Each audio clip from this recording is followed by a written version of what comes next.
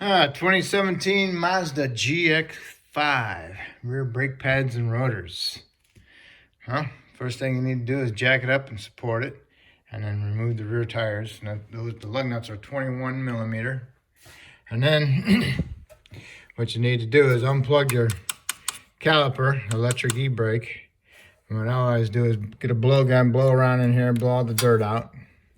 Get yourself a little screwdriver, stick it in here, in there, and just give it a little bit of a push, okay? And get your other hand over here and pull on it and pull it off, okay? Because it's kind of hard to push it in with your finger, all right? So the next thing you need to do is remove the two caliper mounting bolts, and those are 14 millimeter head bolts. One here and one here. And you got your caliper slide pin bolts right here, pins. And if this turns when you're turning your caliper bolt, then you have to hold this, okay? And the same thing with the bottom one. All right, so you got this unplugged, calipers unbolted. So now you can pull your caliper out, get it out of there. Then you want to inspect your piston and your boot. Make sure it's not torn or has any fluid coming out of it. And just so you know, you cannot push that piston back in unless you apply voltage to your two terminals inside here. One, it's polarity for positive, negative. So if you go one way, positive, negative, it might go in, and the other way it might go out. So I can't tell you which one's which. There's a way you do it inside. Special procedure you can do it to retract them, but it's always easier for me to just apply voltage at those two terminals, one negative and one positive, and see which way it goes. And then I'll squeeze the piston back in, okay? I'm gonna get to that in a minute. Set it aside. Next you need to do is remove your caliper bracket.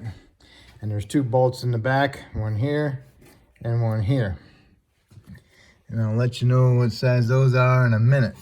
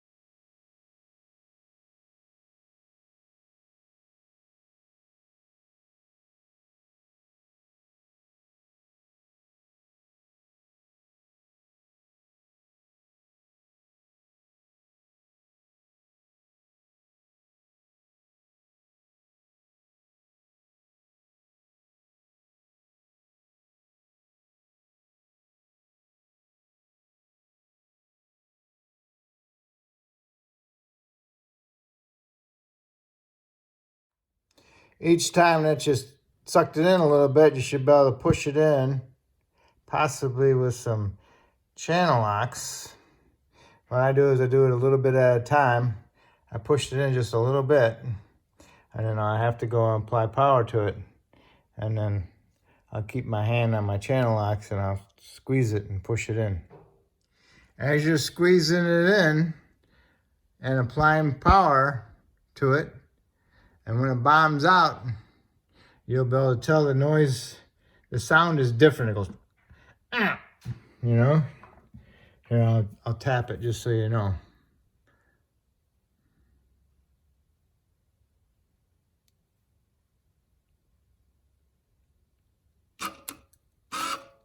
It sounds like it's binding, okay?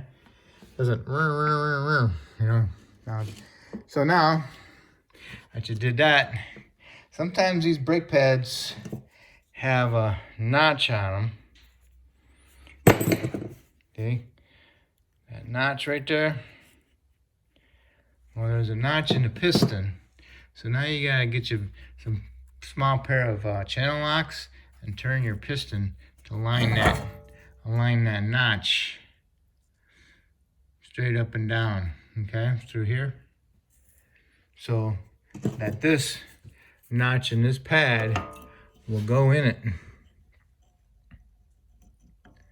Okay, otherwise it ain't gonna fit flat, see? Okay, I got in there with a small pair of channel locks and I turned it just a little bit. Probably could be turned a little bit more. Be careful not to squeeze your, get on your boot and turn your boot and poke a hole in it, okay? What I did is I got my channel locks in there just like that. And then I turned it, okay?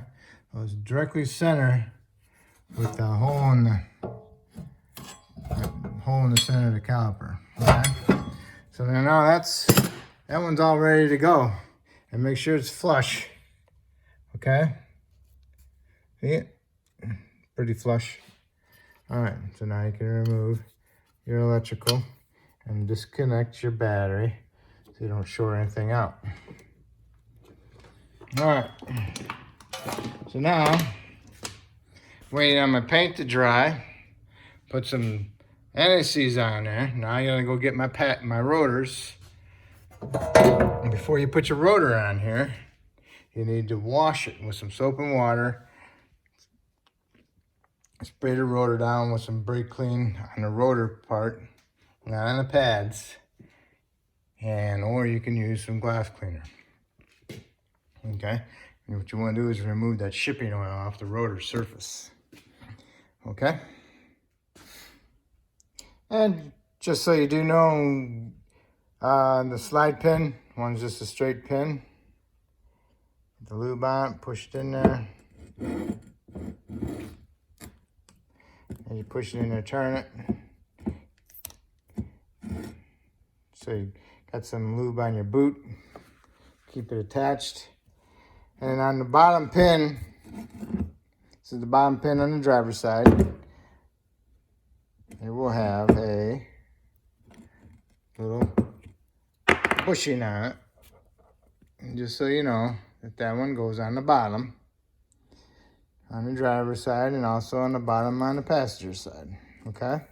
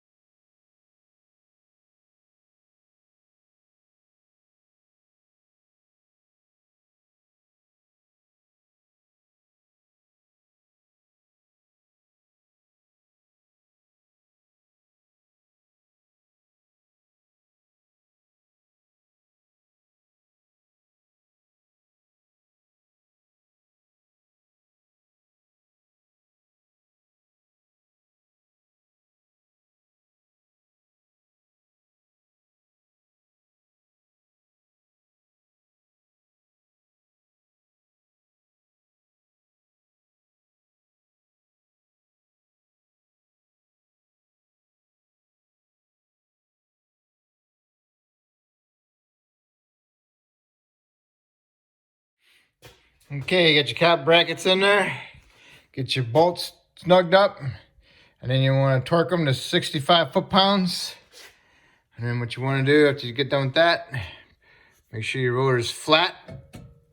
Oh yeah, hopefully I told you to clean up your rotors before you put them on with some soap and water or some glass cleaner. But anyway, seat them down. And then take your pads, squeeze them in. Okay. And then hopefully we got the pistons all the way in on the calipers. And you might want to push this in at the same time. You get that on there. And you can guide your caliper up there.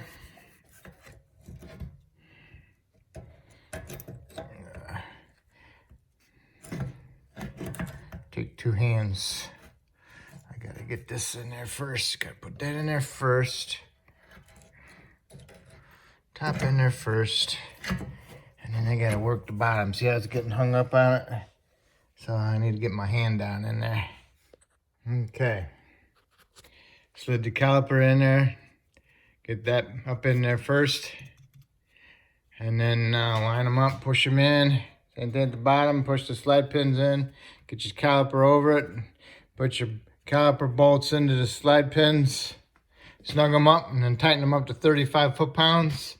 Make sure your line is not twisted for your brake hose. And then what you want to do is find your wire harness. And you want to do is plug it in. Okay, there it is. Test it out a little bit. That side's got the clip on it, this side. Line it up. Sometimes you might want to put a little bit of lubricant in there. Dialectic grease. Push it in, hear it click. Give it a little snug. Pull on it, see if it comes off. If it don't come off, then it's good. Alright, so we get both sides done. When you get both sides done, go ahead and put the tire on and torque it, your lug nuts to 100 foot-pounds.